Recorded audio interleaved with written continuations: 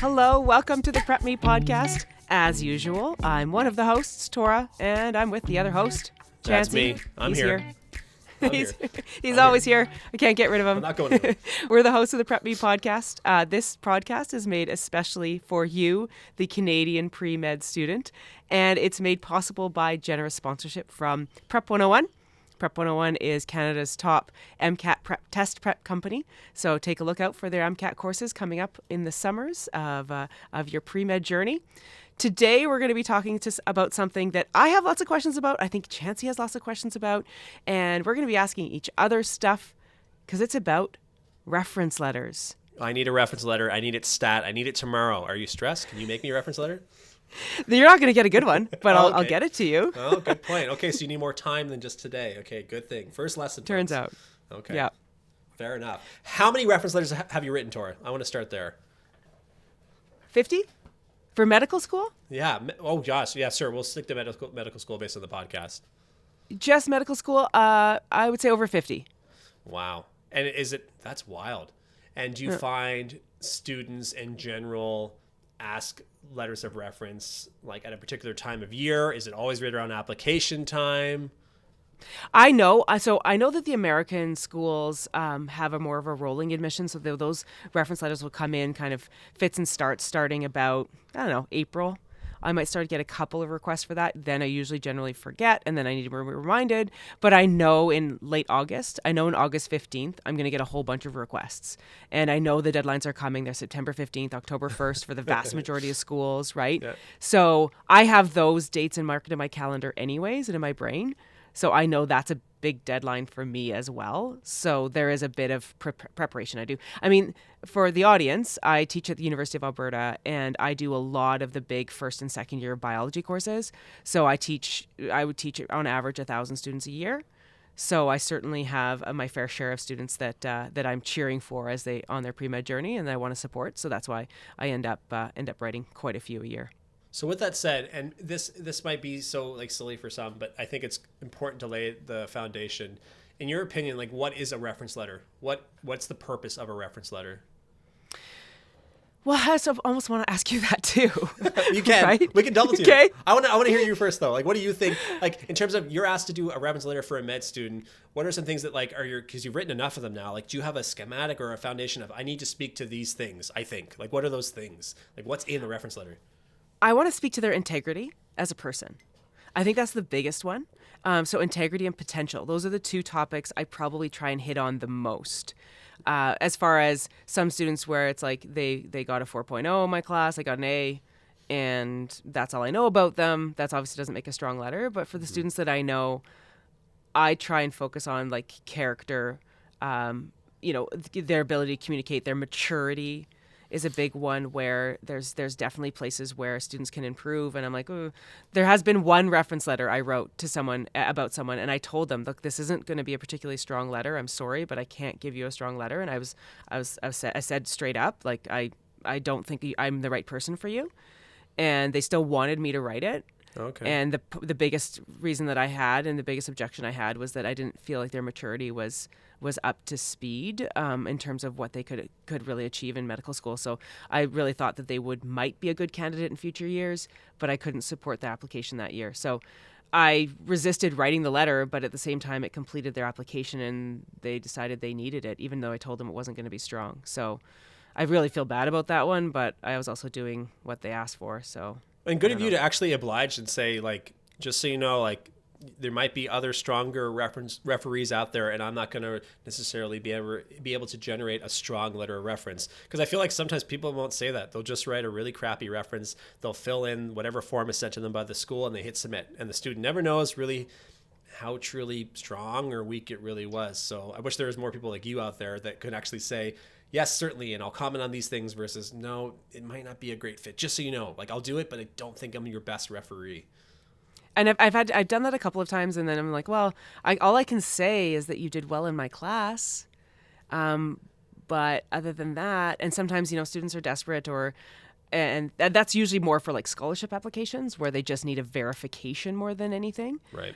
But so with my med school applications, usually it's for students that I know a lot better than that. But And it's good that you bring that up, because when I think of referees for medicine, I think about truly, yes, the individuals, the professionals that are writing truly the reference letters for the med schools, but then all the individuals that serve as a verifier for certain activities that we might include on a medical school application, like proof that we did a certain hobby or a certain job, etc. But they're very different, right? A verifier is someone that could be called by an admissions committee member saying, hey, Chancey submitted an application to her school. He said he worked this job for this number of years in this role. Can you confirm that he truly did this? How did you know him? In what capacity? And please just confirm the dates for me. And that's it. And then they hang up the phone. Versus the reference letter, that is something that is on paper, is submitted as part of the application, and will contribute to a point value in and of itself in your application score. So a little different. But I have a question for you. Like, how important are reference letters to the overall application? It's so school dependent, right? There's some medical schools that don't require a reference letter. So it goes to show you what they think of it. Very little. Some schools will actually say, you know what, it's going to be worth 5 points. And maybe it's not even worth any points, but it's meant to be a screener of all the things you mentioned, right? Sort of intellectual, professional, sort of some humane integrity as a person. Are you a good person to be coming into a medical program? And it may not have any points whatsoever on your application, but just like, the Casper exam and all these particular meetings that we have in medicine now to flag candidates, it's going to flag folks that we should be concerned about when a referee says, I don't think this person is a good candidate for medicine. They asked me to write this letter on academic strength, which I think they are superb, but I have reservations for them being my GP or being this or being that. That stuff comes out in reference letters. So it's a good way for us to get to know an applicant on paper before we get the opportunity, if we choose so, to interview them and have them speak, to themselves face to face. So what do you want to see in a reference letter? You've been on admissions committees. What do you want to see? It's so tough. And I will admit that I've reviewed very sort of few reference letters in terms of hundreds and hundreds. No, it's less than that. But we've seen the rubrics. We know what we want to see in the letters. The main things are going to be, depending on the school, when you do a reference letter, if Tora is doing one, she may be asked to do sort of two main types of references. One would be truly a letter of reference when she writes in her own dialogue, her own pen, start to finish, about you as an applicant, commenting on a relationship that maybe she has or a connection from you in a research setting or from the school or outside of the school. How does she know you? What's your personality like? What's your work ethic like, etc. That's all written. It's your 1-pager, sometimes 2-page reference. Another way schools will look at reference letters will be, they won't expect the referee to write anything really. They expect them to fill out a rubric that is sent to comment on particular personal attributes and characteristics that they value as part of their medical program. So it might mean that Tora, as an academic reference, gets a letter from me, from Chancey, the applicant, from whatever school, MUN or U of T or UBC. And she gets a document that's sort of a PDF to fill in, where she has to think about, okay, Chancey, how was his organization from when you taught him in a class or had him in your lab compared to every other student you've ever seen in your class and lab? Is he in the top 15th percentile for organization? Is he in the bottom 15th? Is he somewhere in the middle? And then Tora will write that on it and go through all the attributes. So maybe organization, leadership, dependability, all these very broad things that we certainly want to see in our candidates, when they come in and have a holistic sort of background that would be very suitable to a career in medicine, or at least, coming in as a medical student. But some of those questionnaires, and I've seen from lots of different schools, they still ask you to tag a reference letter on at the end. Some will. And some I'm like, I just did it. I did all the work. I've got more work. Or they'll do this little the short answer section where you'll be able to write on a scale what you thought of this person's organization, and then you can write a few lines as to tell me about their strengths in organization. In what capacity have you appreciated their level of organization? Or, like you said, please also include an appendix showing your letter of reference, 500 words. Yeah, it's just, and I do get asked a lot about, I will say this, I feel like I get asked a lot about compassion, communication, being able to work well with others, maturity. So those are kinds of where, look, I'm a first and second year bio instructor. I can't always see those aspects of the candidates. So it does make it a little bit hard. But that's where I would say, in terms of me being able to use this podcast as an FAQ on how to ask for reference letters. Yeah. Right? I want to hear it. I want to hear all the stuff. I want to hear about the applicants that drove you crazy and what did they do to drive you crazy? And you don't have to name anyone, and don't pull me into this because you've never written a letter of reference for me, so I'm out of it. But I want to know the good and the bad. Okay, there was one. Oh, I'll tell you the bad. Okay. I'll tell you what the bad. There was one student. Oh man, I had him for 2 classes, and every class, after every single class, he'd walk up to the podium, and I'd be busy with lots of other students, lots of other questions, and I'd be like, "Hey, X," and he'd go, "When you said that the flagella is an appendage that bacteria use to swim, is that what you were saying?" "Yep." And then the next day, when you said that DNA stands for deoxyribonucleic acid, is that what you meant? Yep. But it was just this need to ask a question to make me aware of his presence. And it was really annoying because I was like, I know that you're going to ask me for a reference letter and you're trying to build a relationship, but you're doing it in a really weird way. That's a super weird way. Whoa. It was a really weird way. Okay. And so it wasn't a conversation about something that he'd read in National Geographic and wanted to chat with me about. Then, like, let's get going. Let's talk, right? Mm-hmm. It was just every answer I ever gave him was a, yep, that's what I said. Yep. Confirmed. Confirmed, right?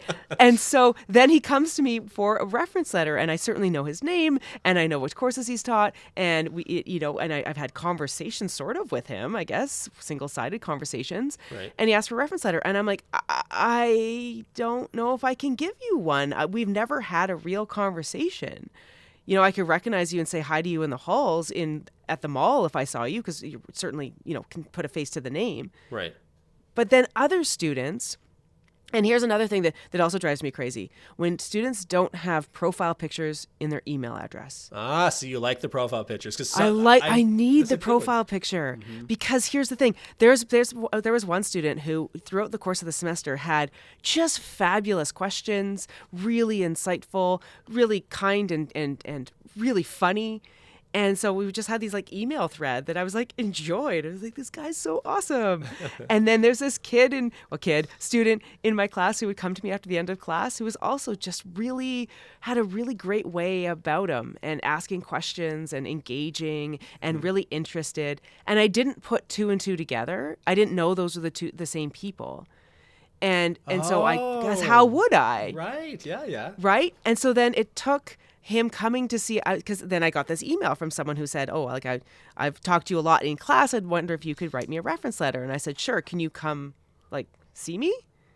And then he comes and sees me. I'm like, oh, you're him. You're the same person. Full circle. Yes. Yes, I'll write you a reference letter. Yes, you're so insightful and so smart. And I've enjoyed all of our conversations.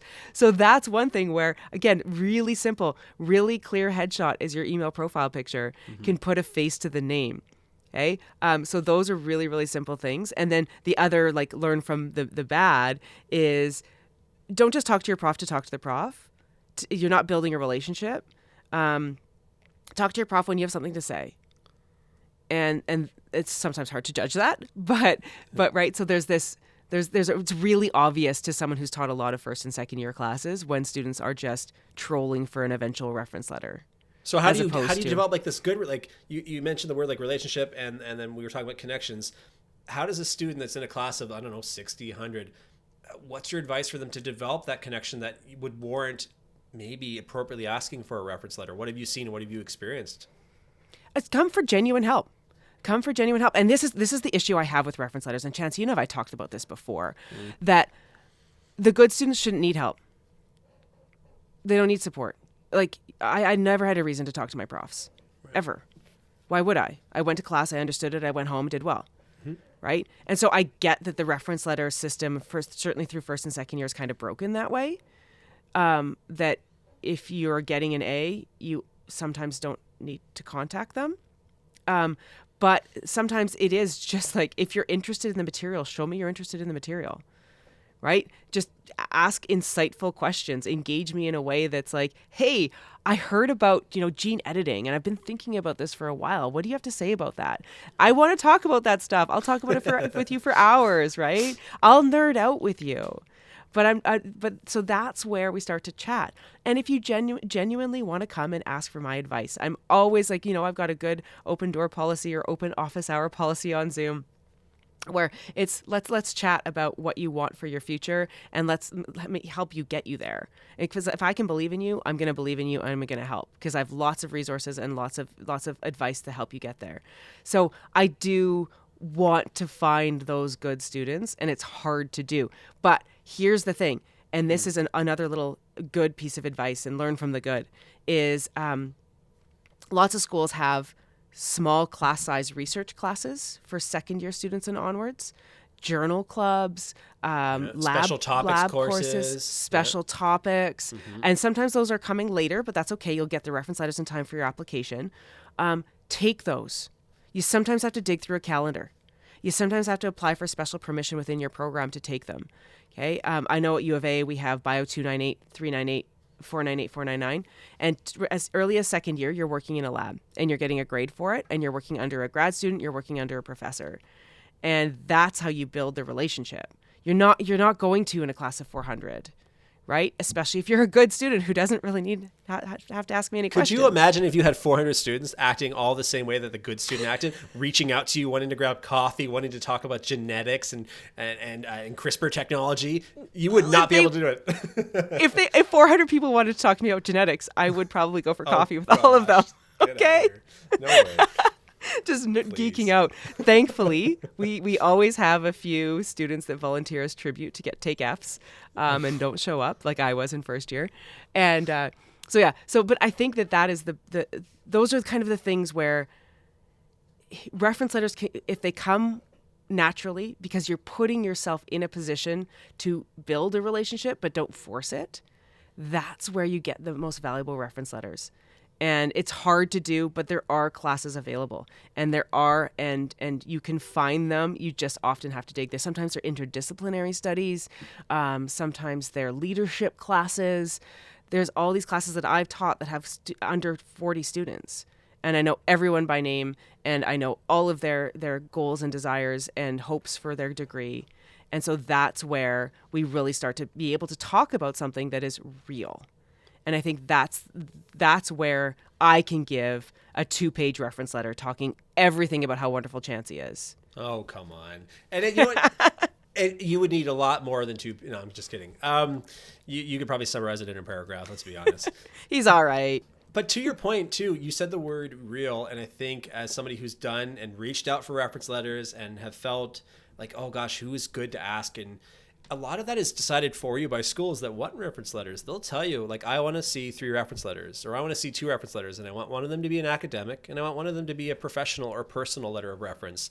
So then you've got someone like Tora, if you only know her within the academia side of things because you go for genetics coffee every Friday and have pie, she can speak to that, and she can speak to your academic performance. But then maybe you're thinking, who would my personal be? That could be somebody you've worked with, worked for, an old coach, maybe a colleague. Sometimes it could be somebody that it could still be a teacher, but someone that you've, like Tora is mentioning, you've gotten to know at a different level because you've been working with them in a research capacity or some other, forum that they've really gotten to know you other than your grade on paper. That can still be a personal letter of reference. And this is all super duper valuable. And I'm sure Tora's written different reference letters, some that are more personal, like that she never thought she'd get into that depth, and some that were really, I can only focus on the academics. And there's a place for both, for sure.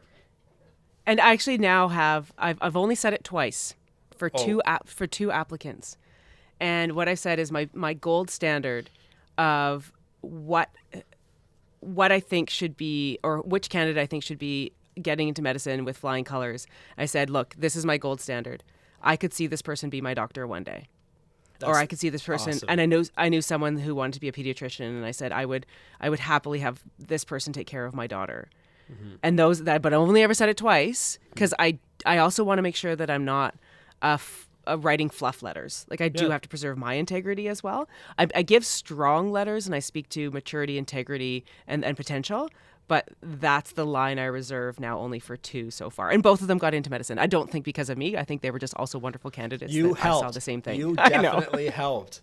But Torres told us one thing, and I need to echo this, is that she said, and I think it holds true too for like letters I'm asked and when I was writing or asking for letters, is give your referee as much ammunition and foundation as you can to remember who you are with a profile picture, a little blurb or a copy of your CV so they know what you do outside of how they know you, and they can draw that into their reference. They can talk to it. They might not go into depth in terms of what did you do when you were that lifeguard or when you worked at, Tim Hortons, or what your role was as a manager at this summer camp or whatever it should be. But she can still get to know you a little bit better. So she writes maybe a bit more well-rounded letter, or if you were to meet in person, she can ask you more questions about it. So those are really good points.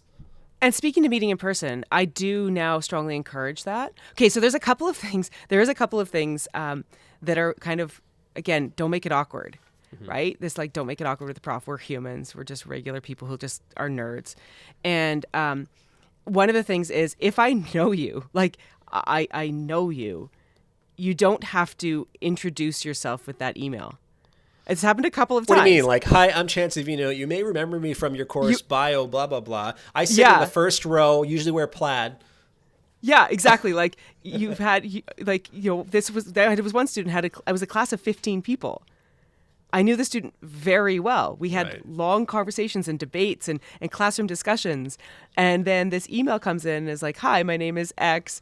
You may remember me from this course. And I was like, yeah, I remember you really well. I'm not that impersonal, am I? I felt really bad. You're just a number to me. Yeah, that I made that person feel like I wouldn't remember them. So that was awkward. But the other thing is that often I will say, look, you can attach your CV and you can attach your cover letter and you can attach parts of your personal statement and all those things. To be honest, I probably won't read them before I sit there and say, instead, can we just have a meeting? And that might be over Zoom, or come see me. Just come sit. It's 15 minutes. Don't hope it doesn't last longer than 15 minutes, because that means I don't have a lot of questions for you. Is that when you walk through the door, I'm like, oh yeah, face, name, yeah, check, matches, and hey, so what's your deal? Why do you want to go into medicine? Oh, well, because blah. Be able to answer that question right away to that reference letter, because we might have a relationship with you in genetics or in anthropology, but not when it comes to thinking about your career goals. So I know you as a student, and now I want to know you as a pre-med. And those are different questions. Yeah. And then I'll ask, okay, well, what's your GPA? What schools are you planning on going to? Where are you planning on applying? What kind of specialty are you looking for? I just want to know how much have you thought about medical school? Now, I'm maybe a little bit of a different reference just because I am so well-versed in pre-med stuff. So I have maybe more focused questions than a lot of profs might. But at the same time, I'm kind of getting to the heart of, do I support the student going into medicine? Have they done their homework, right? Do they know what it takes, and are they interested in really taking this career on? So, but 15 minutes, and that will give me plenty, because I already have established a relationship with you. And you better guarantee I'm searching my inbox for your name and looking at every single email thread you've ever sent. Right. And so you mentioned email, and just to kind of maybe wrap up with more rapid fires for you as the referee, when does a student ask, and how do they ask? What's your preference? A month before, via email, quickly.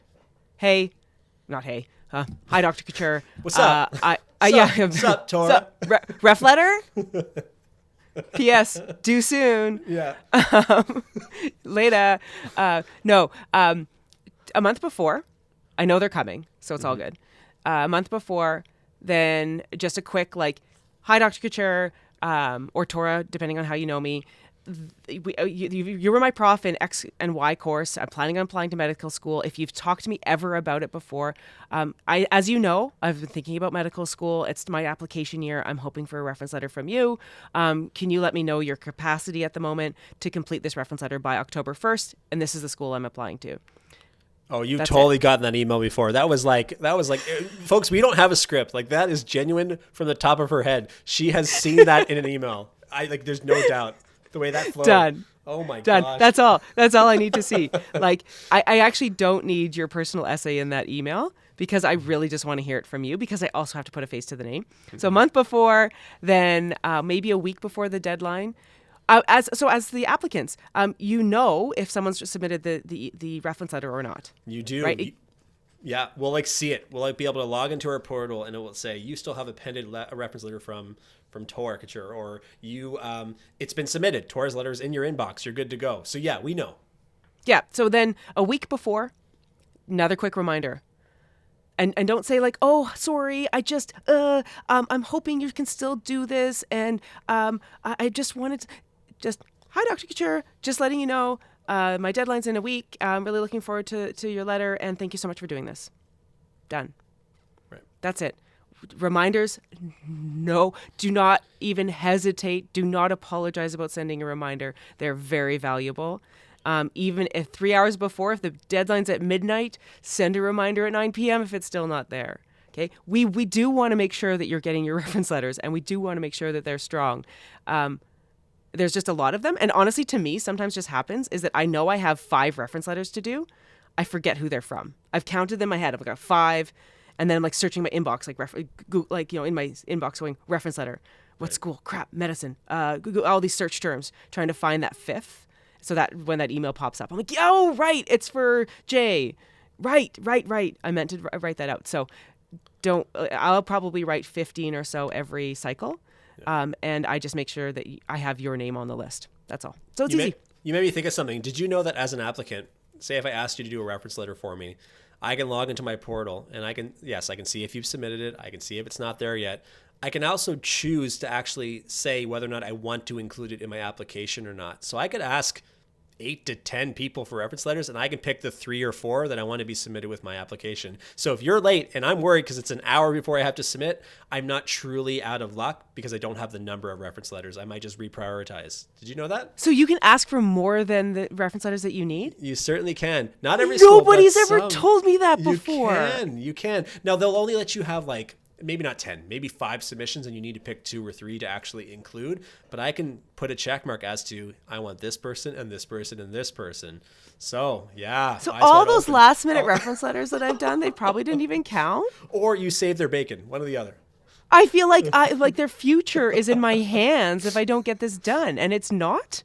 Hey, I you know feel what? so cheated. No, I don't want to end this way. But it was a good moment because you made me think of that as like a stressed applicant of like, oh my god, I really want Tor's reference, but it's not in. Is she gonna sing my application because I won't meet a requirement? I need to select this person. Yeah, go. Okay, figure. fair. Yeah. Okay. Isn't that wild? That's wild. Yeah. Oh, my mind is blown. Yeah. And I will write you a reference letter, Chancey. Perfect. I'll give you a month to do it.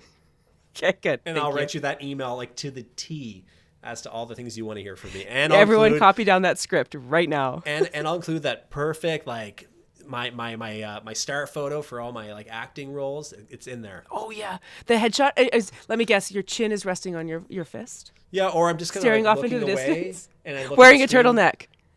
I'm wearing a turtleneck and I'm looking at the screen like I'm surprised, like you caught me, like oh hello there. Exactly.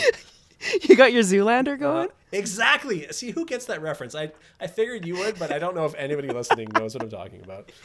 Let us know. Let us know if you got that reference. Okay. Find us wherever you get your podcast. We are the PrepMe podcast, and we are here every other week just chatting about pre-med for Canadian students. So thanks again to our sponsor, Prep 101, and we'll see you at the next episode. See you now.